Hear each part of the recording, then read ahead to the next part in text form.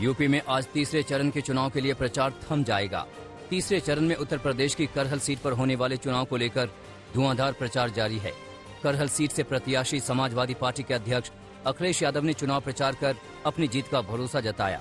अखिलेश यादव ने बीजेपी पर हमला बोलते हुए कहा कि करहल में बीजेपी के बूथ पर भूत नाचेंगे। अखिलेश यादव ने कहा कि बीजेपी सरकार ने सबसे ज्यादा पिछड़ों दलितों को धोखा दिया है। इस सरकार ने जातियों में झगड़ा लगाने का काम किया है। ये चुनाव भाईचारे का चुनाव है। ये जो उत्साह जोश बता रहा है कि भारतीय जनता पार्टी के बूथ पर भूत नाचेंगे, उन्हें मतदाता नहीं मिलेंगे, वोट डालने वाले नहीं मिलेंगे, और हमें तो ये लगता है करहल के बूथों पे मक्खी मारने वाला भी नहीं मिलेगा। करहल सीट पर अखिलेश यादव की जीत के लिए समाजवादी पार्टी कोई कसर नहीं छोड़ रही है। यही वजह है कि समाजवादी पार्टी के संरक्षक मुलायम सिंह यादव ने भी करहल में चुनाव प्रचार किया।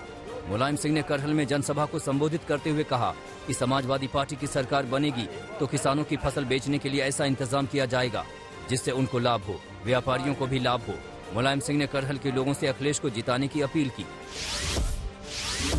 करहल सीट पर चुनाव प्रचार के दौरान गृह मंत्री अमित शाह ने समाजवादी पार्टी पर करारा वार किया। करहल सीट से बीजेपी उम्मीदवार एसपी सिंह बघेल के लिए वोट मांगते हुए अमित शाह ने लोगों से कहा कि आप करहल में कमल खिला दीजिए, पूरे यूपी से समाजवादी पार्टी का सुपड़ा साफ हो जाएगा। पंजाब में चुनाव प्रचार का आज आखिरी दिन है। इससे पहले गुरुवार को पंजाब में चुनाव प्रचार के दौरान पीएम मोदी ने कांग्रेस और आम आदमी पार्टी पर जमकर हमला बोला। एक तरफ पीएम ने यूपी बिहार के भाइयों वाले बयान पर कांग्रेस पर वार किया, तो वहीं कुमार विश्वास के बयान का जिक्र कर आम आदमी पार्टी पर भी प्रहार किया। पीएम मोदी ने कहा कि इस बयान से इन लोगों की सच्चाई सामने आ गई है। उन्हीं के साथी ने जो आरोप लगाया है वो बहुत खतरनाक है दोस्तों, बहुत खतरनाक है। ये लोग पंजाब को तोड़ने का सपना पाले हुए हैं। ये लोग सत्ता के लिए अलगाववादियों से भी हाथ मिलाने को तैयार है। सत्ता पाने के लिए इन लोगों को अगर देश भी तोड़ना पड़े तो ये उसके लिए भी तैयार है। पठानकोट में कांग्रेस महासचिव प्रियंका गांधी ने चुनाव प्रचार किया। इस दौरान प्रियंका गांधी ने पीएम मोदी और केजरीवाल पर हमला बोला। प्रियंका गांधी ने कहा कि छोटे मियां आतंकवादियों के घर में रहते हैं और बड़े मियां किसानों को आतंकवादी कहते हैं। उन्होंने कहा कि कोरोना लॉकडाउन के समय बीजेपी सरकार से कोई राहत नहीं मिली। वहीं दिल्ली में भी लोग इस दौरान सड़कों पर मरते दिखाई दिए। बड़े मियां तो बड़े मियां, छोटे मियां, फिर से बोलिए छोटे मियां, बड़े मियां कौन? प्रधानमंत्री नरेंद्र मोदी जी। छोटे मियां कौन? मुख्यमंत्री अरविंद केजरीवाल जी। अब यही हालत है, मैं बताती हूँ कैसे। दोनों का जन्म कहां से हुआ? आरएसएस से। एक आरएसएस से उभरे, दूसरे ने एक आंदोलन किया हमारी सरकारों के खिलाफ, जिसका पूरा समर्थन आरएसएस ने किया था।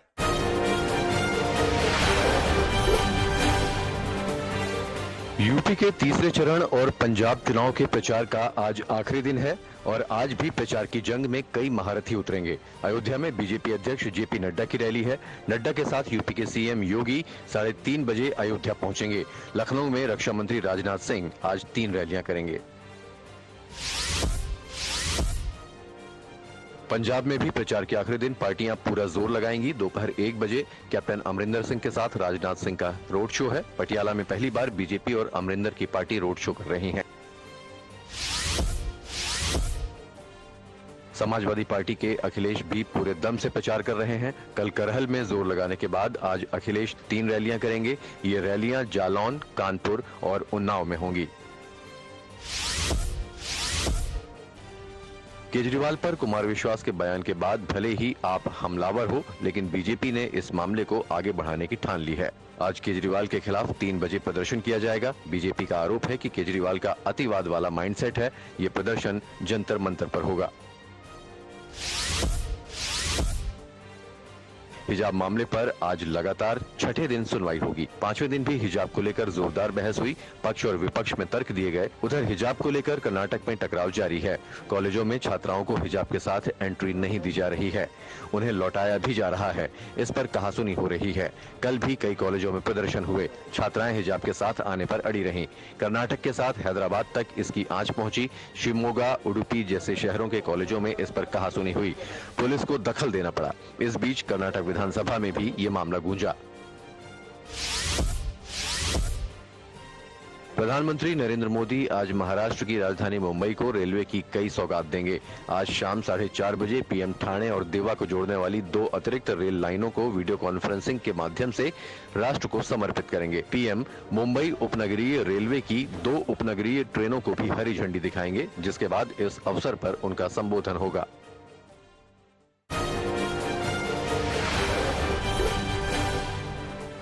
सिंगापुर के प्रधानमंत्री का भारत में सांसदों के कथित आपराधिक रिकॉर्ड पर दिए बयान पर भारतीय विदेश मंत्रालय ने कड़ा ऐतराज जताया है। विदेश मंत्रालय ने इस टिप्पणी को अनावश्यक बताया है।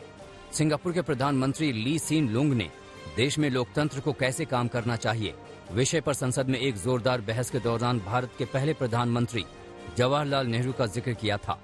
लुंग ने कहा कि आज नेहरू का भारत एक ऐसा भारत बन गया है जहां लोकसभा के करीब आधे सांसदों के खिलाफ आपराधिक मुकदमे दर्ज हैं, जिनमें रेप और हत्या जैसे गंभीर मामले भी शामिल हैं। पंजाबी सिंगर और एक्टर दीप सिद्धू की सड़क हादसे में हुई मौत के मामले में पुलिस ने ट्रोला ड्राइवर को गिरफ्तार कर लिया है। आरोपी ड्राइवर कासिम हरियाणा के नूह जिले का रहने वाला है। आज उसे कोर्ट में पेश किया जाएगा। कुंडली मानेसर पलवल एक्सप्रेस वे पर मंगलवार देर रात रोड एक्सीडेंट में मशहूर पंजाबी सिंगर और एक्टर दीप सिद्धू की मौत हो गई थी। लखीमपुर खीरी जिले में किसानों को गाड़ी से कुचलने के मामले में मुख्य आरोपी और केंद्रीय मंत्री अजय मिश्रा टेनी के बेटे आशीष मिश्रा की जमानत को सुप्रीम कोर्ट में चुनौती दी गई है। याचिकाकर्ता ने मिश्रा की जमानत रद्द करने और इलाहाबाद हाईकोर्ट के जमानत देने के फैसले पर रोक लगाने की मांग की है। सुप्रीम कोर्ट में याचिकाकर्ता वकील शिव कुमार त्रिपाठी और CS पांडा ने अर्जी दाखिल की है। आरजेडी सुप्रीमो लालू प्रसाद यादव के लिए चारा घोटाले में मुश्किलें कम होने का नाम नहीं ले रही हैं। लालू पर चारा घोटाले से जुड़ा भागलपुर कोषागार से अवैध निकासी का एक मामला पटना में भी चल रहा था और इसी को लेकर अब पटना की विशेष CBI अदालत ने लालू को 25 फरवरी को सशरीर कोर्ट में पेश होने का निर्देश दिया है। पटना की विशेष CBI अदालत में लालू समेत 3 आरोपियों को 25 फरवरी को कोर्ट में पेश करने के लिए प्रोडक्शन वारंट जारी किया है। T20 सीरीज के पहले मैच में विजयी शुरुआत करने के बाद आज भारतीय टीम दूसरे T20 मुकाबले में जीत के इरादे से उतरेगी। सीरीज के तीनों मुकाबले ईडन गार्डन में खेले जा रहे हैं। भारत ने पहला T20 6 विकेट से जीता और 3 मैचों की सीरीज में 1-0 की बढ़त बना ली।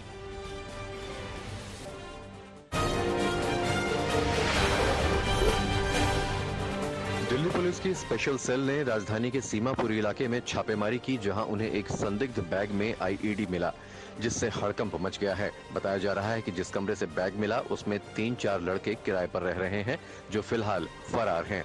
दिल्ली के गाजीपुर में RDX मामले की जांच करते हुए स्पेशल सेल की टीम दिल्ली के सीमापुरी इलाके के इस घर में पहुंची थी। स्पेशल सेल की टीम को एक संदिग्ध बैग मिला। ऐसे में बैग में मौजूद सील पैक संदिग्ध सामान को उस बैग से अलग करके दूसरे बैग में शिफ्ट किया गया। जांच के दौरान उसमें IED होने की बात सामने आई। 8 फुट का गड्ढा खोदकर उसके अंदर IED को डिफ्यूज कर दिया गया।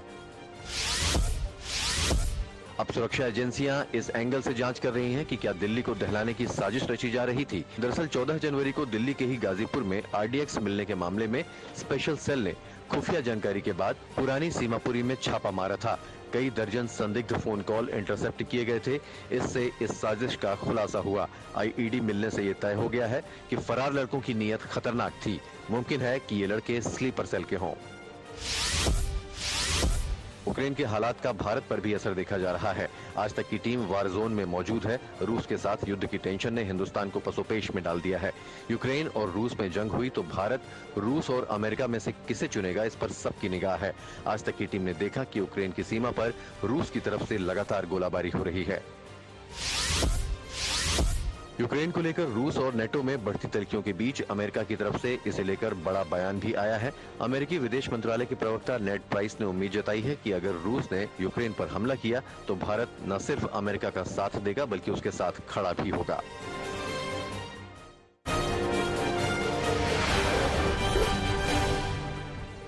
यूक्रेन की सेना ने रूस समर्थित अलगाववादियों पर लगाया बड़ा आरोप। कहा, अलगाववादियों ने उत्तरी यूक्रेन में मौजूद एक किंडरगार्टन स्कूल पर दागा गोला। हमले में स्कूल को पहुंचा नुकसान, किसी के घायल होने की नहीं है खबर। रूस यूक्रेन विवाद के बीच यूक्रेन के राष्ट्रपति वोलोडिमिर ज़ेलेंस्की ने दिया बड़ा बयान। कहा, उन्हें नहीं यकीन कि रूस ने यूक्रेन से लगती सीमा से कम किए हैं अपने सैनिक। साथ ही कहा कि रूस बॉर्डर के नजदीक ही घुमा रहा अपने सैनिक, इसे सैनिकों की वापसी कहना गलत। रूस यूक्रेन विवाद के बीच रूस को मिला इटली का साथ। इटली के विदेश मंत्री ने रूसी विदेश मंत्री के साथ हुई मुलाकात में रूस का साथ देने की कही बात। कहा, आप इटली पर कर सकते हैं भरोसा। यूरोप के और दुनिया के कई देश इस मुद्दे पर कर रहे हैं रूस का विरोध। नेटो देशों ने यूक्रेन रूस मुद्दे पर शुरू की बातचीत। नेटो प्रमुख जेन्स स्टोल्टेनबर्ग ने रूस द्वारा राजनयिक तरीके से विवाद को हल करने की इच्छा का किया स्वागत। मीटिंग में पहुंची ब्रिटेन की रक्षा मंत्री ने रूस की मंशा पर जताया शक। कहा, रूस सैनिकों की वापसी पर नहीं बोल रहा सच। ईरान अमेरिका के बीच वियना में चल रही परमाणु वार्ता के मद्देनजर ईरान के supreme leader ayatollah Ali Khamenei ने दिया बड़ा बयान। कहा, ईरान नहीं है परमाणु बम बनाने का इच्छुक। ईरान को परमाणु टेक्नोलॉजी सिर्फ अपनी ऊर्जा जरूरतों को पूरी करने के लिए चाहिए।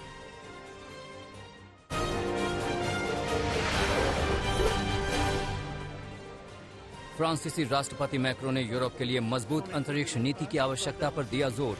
कहा, हमारी कमजोर नीति है यूरोप की संप्रभुता के लिए खतरा। साथ ही कहा, यूरोपीय स्पेस एजेंसी अमेरिका, रूस, चीन की तुलना में है काफी पीछे।